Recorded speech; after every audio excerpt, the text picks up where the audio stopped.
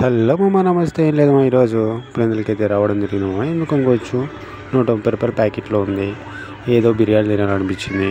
పులిందలకి వస్తే 130 రూపాయలకి ఏం దొరుకుతుంది, ఆ చెన్నూరు దమ్ బిర్యానీ దొరుకుతుంది అనేసి పులిందలకి వచ్చినామమ్మ. ఇక్కడికి వస్తానే మనకు ఒక ర్యాలీ అయితే దర్శనం ఇచ్చింది మామ. ఈ ర్యాలీ ఎందుకు దొరుకుతుందో నాకు కూడా తెలియదు, కాబట్టి అలా ముందుకు పోతే చెన్నూరు దమ్ బిర్యానీ ప్యాంట్కి అయితే వచ్చినాం మామ. వచ్చిన తర్వాత 130 అంట. అదేమో బాస్మతి రైస్ అయితే కాదు, జీలకర్ర మసూర. ప్యాక్ అయితే బాగా వేసినాడు మా, ముక్కలు కూడా అంతంత మాత్రమే వేసినాడు, 130 కాబట్టి.